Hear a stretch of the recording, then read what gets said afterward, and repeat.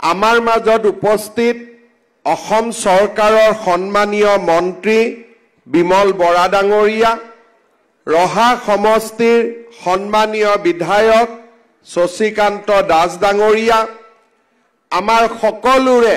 সন্মান আৰু আদৰৰ মৰিগাঁও সমষ্টিৰ সন্মানীয় বিধায়ক ৰমাকান্ত দেউৰী ডাঙৰীয়া, আমাৰ মাজত উপস্থিত লোক নিৰ্মাণ বিভাগৰ আয়ুক্ত সচিব ৰাজ চক্ৰৱৰ্তী ডাঙৰীয়া, জিলা আয়ুক্ত দেৱাশীষ শৰ্মা ডাঙৰীয়া, তিৱা অট'নমাছ কাউন্সিলৰ CEM জীৱন চন্দ্ৰ কোঁৱৰ ডাঙৰীয়া, লোক নিৰ্মাণ বিভাগৰ মুখ্য অভিযন্তা দেৱজিৎ দাস ডাঙৰীয়া, ৰামপ্ৰসাদ চৰকাৰ ডাঙৰীয়া, পল্লৱ বৰদলৈ ডাঙৰীয়া, মল্লিকা বৰদলৈ ডাঙৰীয়া, চন্দন দাস ডাঙৰীয়া, সুৰেশ বৰা ডাঙৰীয়া, জিলা আৰক্ষী অধীক্ষককে আদি কৰি মঞ্চত উপস্থিত বিশিষ্ট ব্যক্তিসকল, আই মাতৃসকল আৰু উপস্থিত যুৱক যুৱতী বন্ধু বান্ধৱীসকল, আজি অসমৰ বাবে এটা অতি গুৰুত্বপূৰ্ণ দিন। অলপ আগতে ভাৰতবৰ্ষৰ প্ৰধানমন্ত্ৰী ডাঙৰীয়াৰ প্ৰেৰণাত আৰু আমাৰ সকলোৰে শ্ৰদ্ধাৰ কেন্দ্ৰীয় বিত্তমন্ত্ৰী নিৰ্মলা সীতাৰমণ ডাঙৰীয়ানীয়ে আমাৰ দেশৰ বাৰ্ষিক বাজেট সদনত উত্থাপন কৰিছে। আজিৰ বাৰ্ষিক বাজেটত প্ৰধানমন্ত্ৰী ডাঙৰীয়া আৰু বিত্তমন্ত্ৰী ডাঙৰীয়ানীয়ে ঘোষণা কৰিছে যে বছৰি 12 লাখ টকালৈকে যিসকল লোকে উপাৰ্জন কৰে তেওঁলোকে আজিৰে পৰা এটকাও ইনকাম টেক্স দিব নালাগে। এই আগতে 7 লাখ টকাৰ ওপৰত উপাৰ্জন কৰিলে ইনকাম টেক্স দিবলগীয়া হৈছিল। চৰকাৰী কৰ্মচাৰী আৰু মধ্যবিত্ত লোকসকলে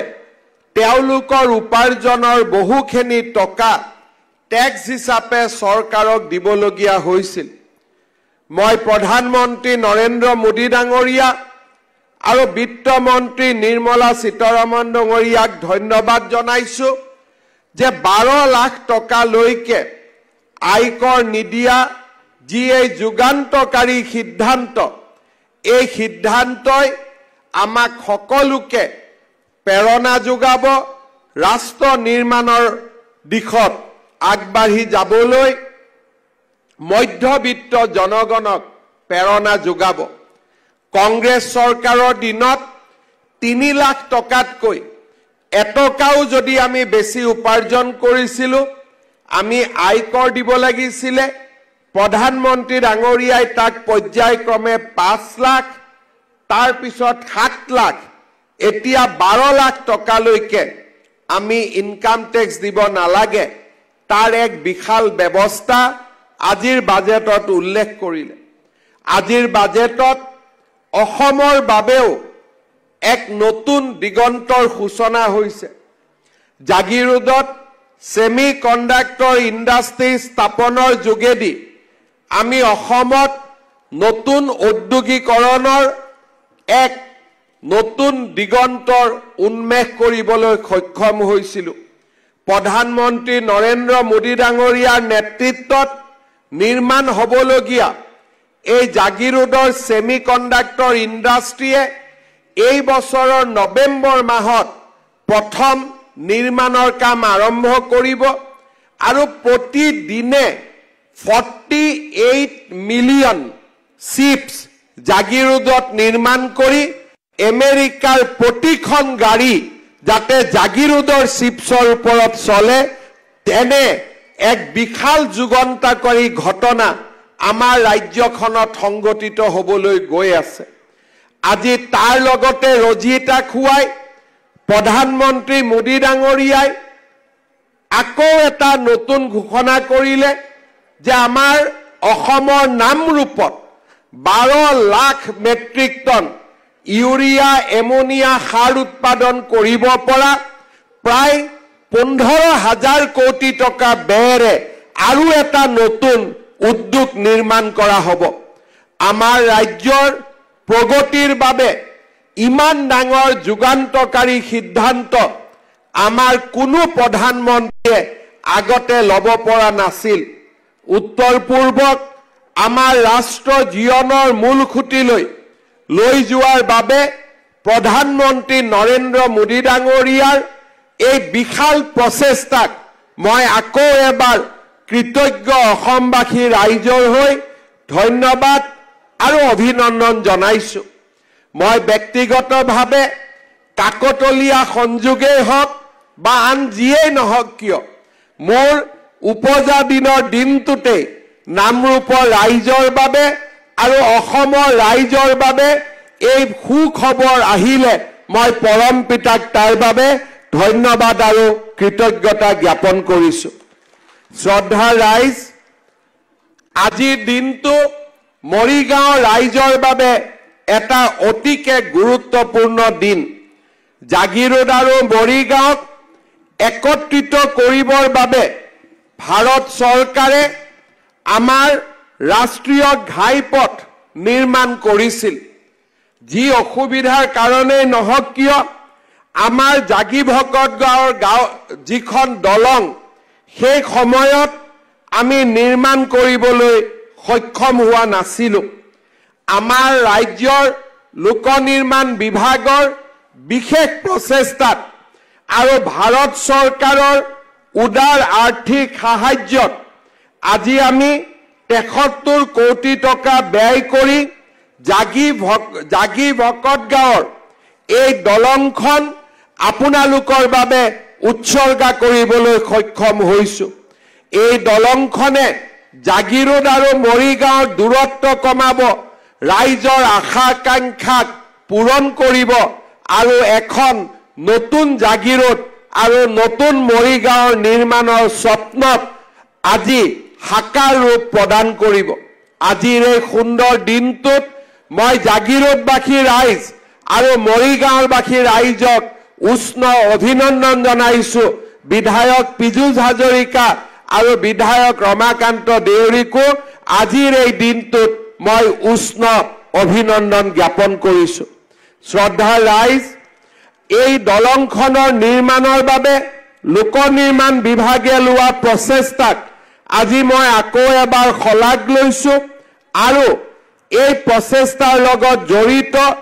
আয়ুক্ত সচিব ৰাজ চক্ৰৱৰ্তী ডাঙৰীয়া আৰু মুখ্য অভিযন্তা দেৱজিৎ দাস ডাঙৰীয়াকো মই ধন্যবাদ আৰু কৃতজ্ঞতা জনাইছো। মৰিগাঁও জিলাৰ আধ্যাত্মিক, সাংস্কৃতিক আৰু প্ৰাকৃতিকভাৱে সমৃদ্ধ এক অসমৰ ঐতিহাসিক জিলা। শিলাচাঙৰ খলা ৰজাৰ কীৰ্তিচিহ্নসমূহে অঞ্চলটোৰ ঐতিহাসিক ৰাজকীয় শাসন ব্যৱস্থাৰ নিদৰ্শন দাঙি ধৰে। গোভা ৰজা আৰু ৰাজ পৰিয়ালৰ স্মৃতি বিজড়িত এই অঞ্চলটিৰ পৰম্পৰাগত গৰিমামণ্ডিত ইতিহাসৰ কথা জোনবিল মেলাই আমাক প্ৰতি বছৰে সোঁৱৰাই দিয়ে। জিলাখনৰ পবিতৰা আমাৰ ৰাজ্যৰ অন্যতম আকৰ্ষণৰ স্থলী। মায়ং হৈছে প্ৰত্নতাত্ত্বিক সমলৰাজি আৰু ঐন্দ্ৰজালিক কাৰ্যকলাপৰ ঐতিহ্যৰে সমৃদ্ধ। মায়ঙৰ ঠায়ে ঠায়ে থকা কীৰ্তিচিহ্নসমূহৰ ভিতৰত কাছখিলা পাহাৰৰ ওপৰত থকা মন্দিৰ, কানাই বৰশী বোৱা শিল, গোবৰ্ধন পাহাৰৰ বৰ্ণনাৰ লগতে পঞ্চ পাণ্ডৱৰ স্বৰ্গ যাত্ৰাৰ পদচিহ্ন থকা পাহাৰৰ বৰ্ণনা ইত্যাদি অনেক জনশ্ৰুতিৰে অঞ্চলটো পূৰ্ণ হৈ আছে। জাগিৰোডৰ সৰ্ববৃহৎ শুকান মাছৰ বজাৰখনে আমাৰ ৰাজ্যৰ অৰ্থনীতিলৈ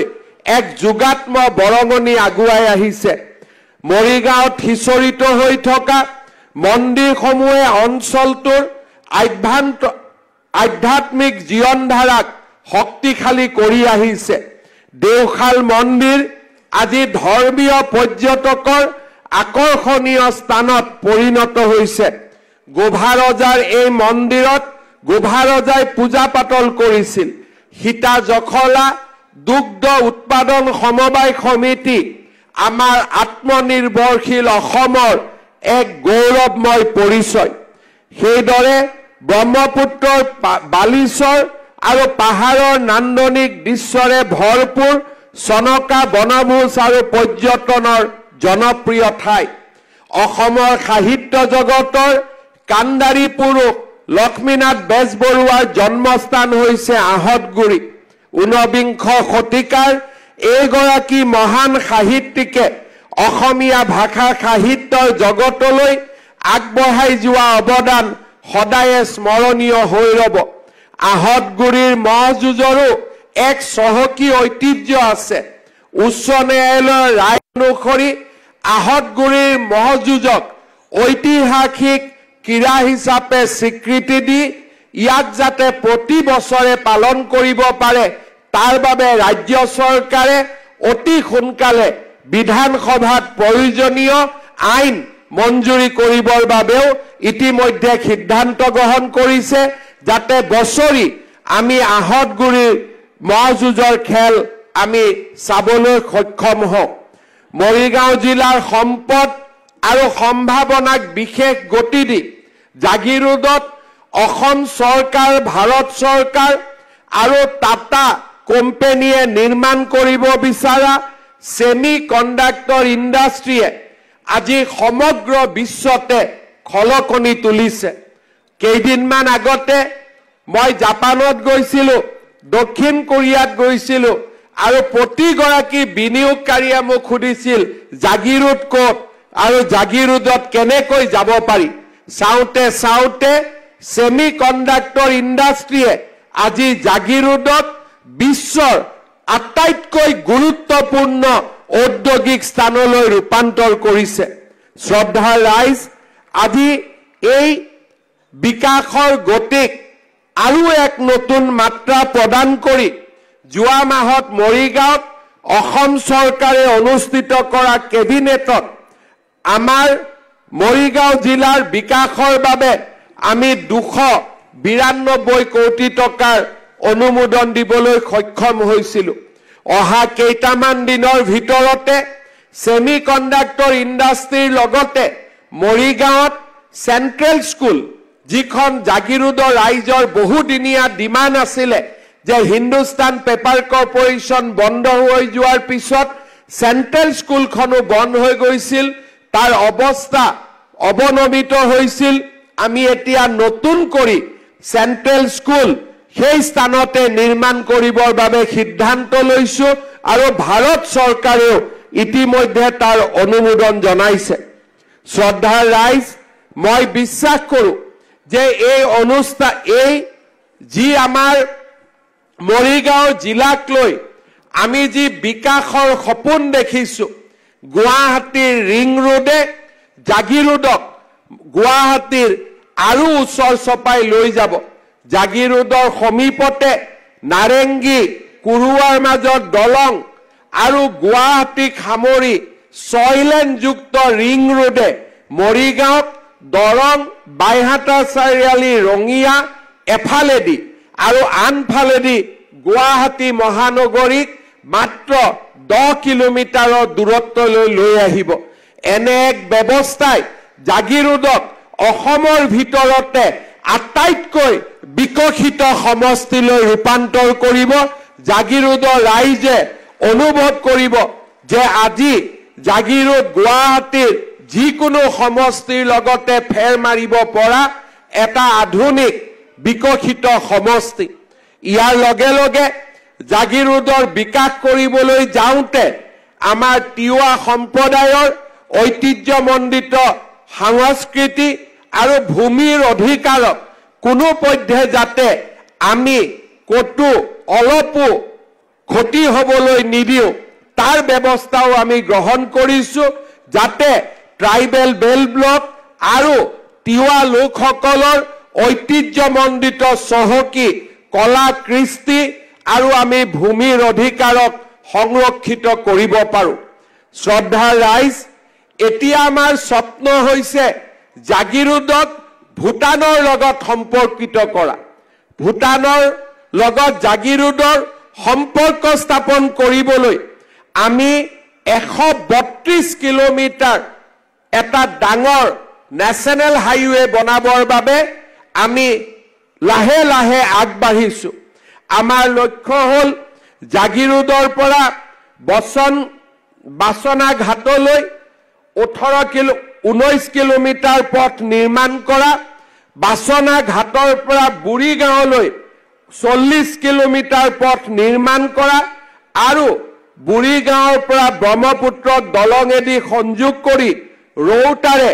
চামৰং হৈ ওদালগুৰি হৈ ভূটানলৈ এটা নেশ্যনেল হাইৱে নিৰ্মাণ কৰা এই আঁচনিটোৱে মধ্য অসমৰ সমগ্ৰ জীৱন যাত্ৰাৰ পৰিৱৰ্তন কৰিব আৰু জাগিৰোডত ভূটানৰ লগত গুৱাহাটীক ভূটানৰ লগত মৰিগাঁও লাহৰীঘাট হৈ ৰৌতা ওদালগুৰি হৈ সংযোগ স্থাপন কৰিব মই বিশ্বাস কৰোঁ যে এই গোটেই আঁচনিটোক আগবঢ়াই লৈ যাবলৈ অহা কিছু সময়ৰ ভিতৰতে আপোনালোকে মৰিগাঁও আৰু দলং সংযোগী লাহৰীঘাট দলঙৰ ভাৰত চৰকাৰে মঞ্জুৰি দিয়া ঐতিহাসিক ঘোষণাৰ কথাও কেইদিনমানৰ ভিতৰতে কেইটামানৰ ভিতৰতে আপোনালোকে শুনিবলৈ পাব যিয়ে মধ্য অসমৰ সমগ্ৰ অৰ্থনৈতিক প্ৰতিচ্ছবিখন বদলাই পেলাব শ্ৰদ্ধাৰ ৰাইজ আমাৰ ৰাজ্যখনক কেন্দ্ৰ কৰি এনে বিশাল সপোন দেখাৰ সাহস আমি কেতিয়াও কৰা নাছিলোঁ গুৱাহাটী দি ৰিং ৰোড হ'ব জাগিৰোডৰ পৰা ভূটান সংযোজিত হ'ব কাজিৰঙাৰ ওপৰত 32 কিলোমিটাৰ এলিভেটেড ৰোড হ'ব সুৰংগৰ মাজেৰে গোলাঘাট আৰু বিশ্বনাথক সংযোজিত কৰা হ'ব জাগিৰোডত সেমিকণ্ডাক্টৰ ইণ্ডাষ্ট্ৰী হ'ব নামৰূপত অত্যাধুনিক 12 লাখ মেট্ৰিক টনৰ সাৰ কাৰখানা হ'ব ডিব্ৰুগড় অসমৰ দ্বিতীয় ৰাজধানী হ'ব এনে বিকাশৰ কৰ্মযজ্ঞ আমি কেতিয়াও কল্পনা কৰা নাছিলোঁ আজি তিনিচুকীয়া জিলাত ধলা খদিয়াত ব্ৰহ্মপুত্ৰৰ দলং হৈছে বগীবিলত ব্ৰহ্মপুত্ৰৰ দলং হৈছে শিৱসাগৰ দিচাংমুখ টেকেলিফুটাক কেন্দ্ৰ কৰি আৰু এখন নতুন দলঙৰ আমি পৰিকল্পনা কৰি আছো যোৰহাট মাজুলী লখিমপুৰক সংযোজিত কৰি ব্ৰহ্মপুত্ৰৰ ওপৰত দলং নিৰ্মাণ নুমলীগড় গহপুৰৰ মাজত সুৰংগৰ নিৰ্মাণ কলিয়া ভুমুৰাৰ মাজত দুখনকৈ দলং মৰিগাঁও আৰু দৰঙক সংযোগ কৰি দলং তাৰ সমান্তৰালভাৱে নাৰেংগী কুৰুৱাৰ ওপৰত ব্ৰহ্মপুত্ৰৰ দলং গুৱাহাটী উত্তৰ গুৱাহাটীৰ মাজত ব্ৰহ্মপুত্ৰৰ দলং শৰাইঘাটৰ দ্বিতীয় দলং পলাশবাৰী শুৱালকুছিৰ মাজত আকৌ ব্ৰহ্মপুত্ৰৰ দলং আৰু ধুবুৰী ফুলবাৰীৰ মাজত অসম আৰু বাংলাদেশৰ চিটাগং পোৰ্টক সন্নিবিষ্ট কৰি 16 কিলোমিটাৰৰ বিশাল দলং অসমৰ ব্ৰহ্মপুত্ৰক সামৰি যোৱা প্ৰত্যেকখন জিলাতে আজি আমি একোখনকৈ ব্ৰহ্মপুত্ৰৰ দলং নিৰ্মাণৰ পৰিকল্পনা আৰু আগবাঢ়ি যাব পাৰিছো আজি আমাৰ ৰাজ্যখনত প্ৰথমবাৰৰ বাবে আমি 20খনকৈ বিশ্ববিদ্যালয় নিৰ্মাণৰ সপোন দেখিছো আজি আমাৰ ৰাজ্যখনত 24খন মেডিকেল কলেজ নিৰ্মাণৰ সপোন দেখিছো আজি ৰাতিপুৱা অসমৰ 14তম মেডিকেল কলেজ হিচাপে গুৱাহাটীত আমি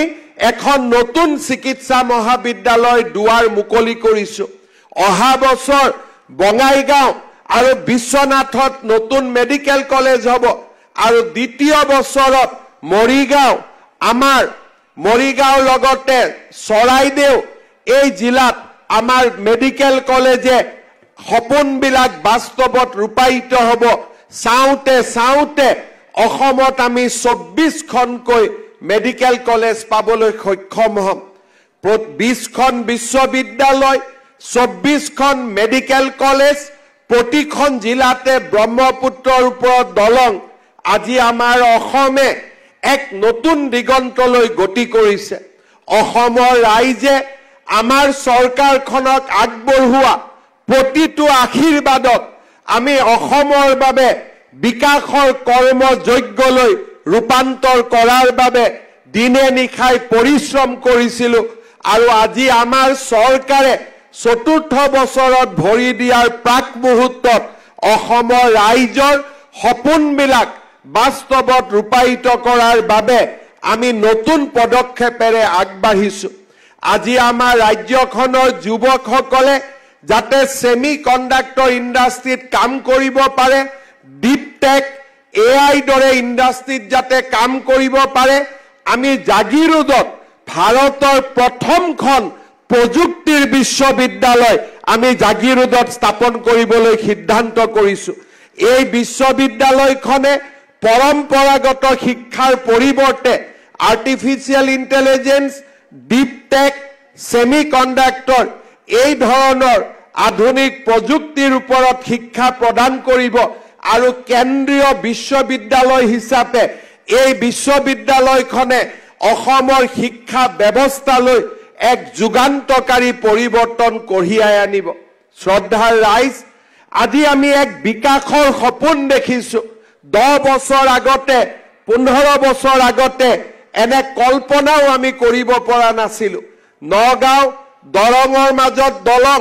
অলপ আগুৱাই গৈ নাৰেংগী কুৰুৱাৰ মাজত দলং অলপ আগত গৈ গুৱাহাটী উত্তৰ গুৱাহাটীৰ মাজত দলং অলপ আগত গৈ খৰাইঘাটৰ দলং অলপ আগত গৈ পলাশবাৰী শুৱালকুছিৰ দলং অলপ আগত গৈ ধুবুৰী গোৱালপাৰাৰ দলং এনে বৃহৎ সপোন আমাৰ ৰাজ্যই কেতিয়াও দেখিব পৰা নাছিল আজি এই সকলোবোৰ স্বপ্ন এই সকলোবোৰ আমাৰ সপোন ৰূপায়ণ কৰিবলৈ প্ৰধানমন্ত্ৰী নৰেন্দ্ৰ মোদী ডাঙৰীয়াই উদাৰভাৱে আমাৰ ৰাজ্যখনক সহায় কৰিছে নৰেন্দ্ৰ মোদী ডাঙৰীয়াৰ মাৰ্গদৰ্শন আৰু এক আন্দোলন বিবৰ্জিত পৰিৱেশত আমি ৰাজ্য চৰকাৰখনে অসমক এক নতুন দিগন্তলৈ আগুৱাই লৈ যাব পাৰিছো প্ৰতিটো অসম বন্ধ প্ৰতিটো মধ্য অসম বন্ধ প্ৰতিটো নামনি অসম বন্ধ প্ৰতিটো উজনি অসম বন্ধৰ ফল আছিল একোখনকৈ কম ব্ৰহ্মপুত্ৰৰ দলং একোখনকৈ কম বিশ্ববিদ্যালয় একোখনকৈ কম মহাবিদ্যালয় আজি আমাৰ দল সংগঠনসমূহে এই বন্ধ ঘোষণাৰ আটাইতকৈ ঋণাত্মক সংস্কৃতিবোৰ এৰি দিয়াৰ লগে লগে আমাৰ অসমখন এখন বাগিচাত যি ধৰণে সুন্দৰ ফুলবোৰ ফুলি উঠে তেনেকে আজি চাৰিওফালে আমাৰ অসমখন সুন্দৰ ফুল আৰু মুকুতাৰ মালেৰে এক নতুন অসমলৈ আমি পৰিৱৰ্তন কৰিব পাৰিছো মই আমাৰ ৰাজ্যবাসীক অনুৰোধ কৰিম এখন আন্দোলন বিবৰ্জিত অসম এখন হিংসা বৰ্জিত অসম এখন শান্তিপূৰ্ণ অসমে আমাৰ ৰাজ্যখনক কম সময়ৰ ভিতৰতে ভাৰতবৰ্ষৰ এখন সৰ্বশ্ৰেষ্ঠ ৰাজ্যলৈ ৰূপান্তৰ কৰিব তাক মই বিশ্বাস কৰো মই অসমৰ ৰাইজক আহ্বান কৰিম আহক আন্দোলন নকৰা বন্ধ ঘোষণা নকৰা হিংসাৰ প্ৰতি বিৰোধিতা কৰা এই নতুন সংস্কৃতি আমাৰ জাতীয় জীৱনত আমি নিৰ্মাণ কৰো আৰু তেনে সংস্কৃতি যেতিয়াই আমাৰ নিৰ্মাণ হ'ব জাগিৰোডত মেডিকেল কলেজ আহিব সেমি কণ্ডাক্টৰ ইণ্ডাষ্ট্ৰী আহিব ৰেইলেট ইণ্ডাষ্ট্ৰী আহিব জাগিৰোডত ভূটানৰ লগত সংযোজিত হ'ব আৰু যেতিয়াই অসমত আন্দোলন বন্ধ ঘূৰি আহিব আমি নিৰাশাৰ মাজত এখন দুখ আৰু কষ্টৰ মাজৰ অসমলৈ উভতি যাব লাগিব সেইবাবে মই অসমৰ যুৱক সমাজক আহ্বান জনাম যে আমি এখন নতুন অসমৰ নিৰ্মাণ কৰিম আন্দোলন বিবৰ্জিত অসম হিংসা বিবৰ্জিত অসম এখন শান্তিপূৰ্ণ অসম আত্মবিশ্বাসেৰে পৰিপূৰ্ণ অসম শ্ৰদ্ধাৰ ৰাইজ বিকাশৰ এই কৰ্মযজ্ঞৰ লগতে সমান্তৰালভাৱে অসমৰ মধ্যবিত্ত আৰু দৰিদ্ৰ জনতাক সকাহ দিবৰ বাবে আমি এটাৰ পিছত এটাকৈ কৰ্মসূচী আগবঢ়াই লৈ গৈছো যোৱা কেইদিনমান আগতে ডিব্ৰুগড়ত গণৰাজ্য দিৱসৰ পতাকা উত্তোলন কৰি অসমৰ 25,000 নামঘৰলৈ আমাৰ ৰাজ্য চৰকাৰে উদাৰ আৰ্থিক সাহায্য আগবঢ়োৱাৰ কথা মই ঘোষণা কৰিছিলো। যোৱাকালি কেবিনেটত অৰুণোদয় আঁচনিৰ নতুন হিতাধিকাৰীসকলৰ নিৰ্বাচন 31 মাৰ্চৰ ভিতৰত সম্পন্ন কৰিবলৈ আমি সিদ্ধান্ত গ্ৰহণ কৰিছো। মহিলা উদ্যমিতা আঁচনিৰ জৰিয়তে অসমৰ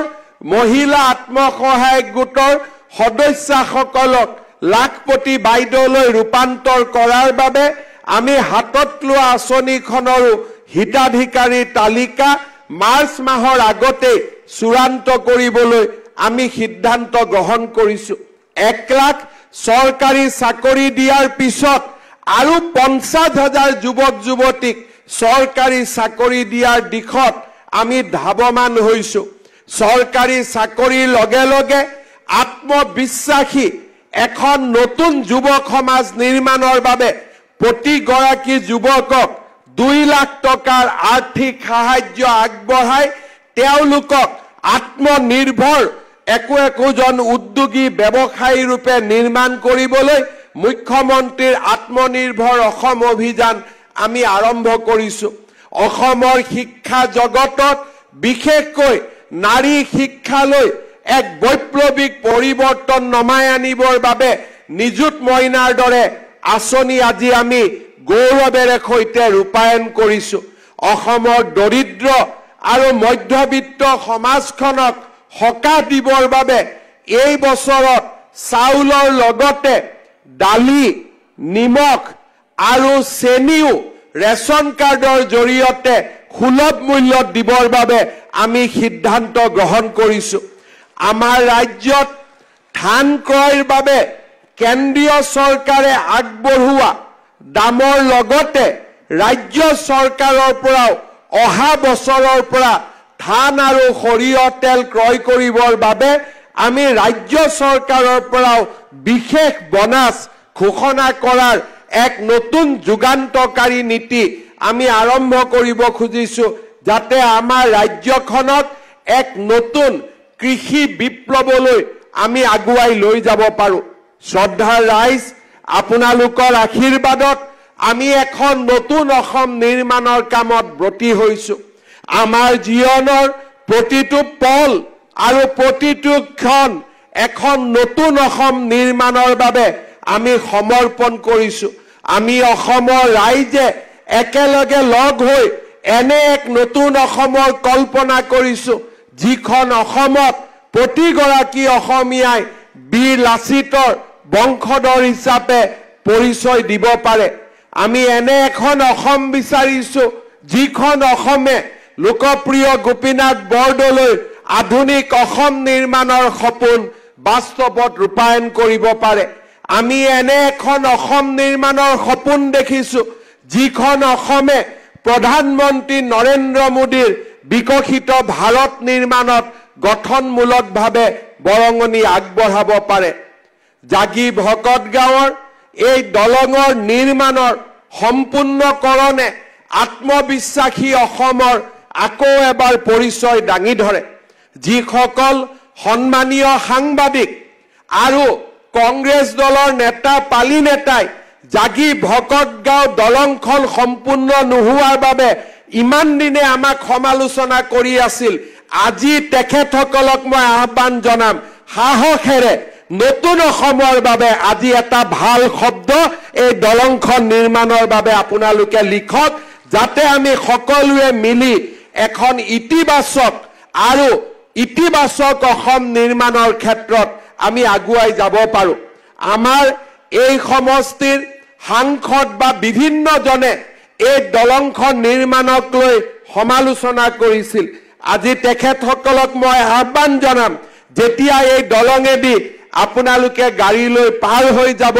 এবাৰৰ বাবেও আমাৰ অসমৰ লোক নিৰ্মাণ বিভাগক ধন্যবাদ দিব যে আমি এই কাম কৰি দেখুৱালো, সাহসেৰে কৰি দেখুৱালো আৰু আমাৰ প্ৰতিশ্ৰুতি আমি বাস্তৱত ৰূপায়িত কৰি দেখুৱালো। এইখনে অসম আমি নিৰাশাৰ পৰিৱৰ্তে আশাৰ অসম নিৰ্মাণ কৰিব খুজিছো হাজাৰ সমালোচনাৰ পিছতো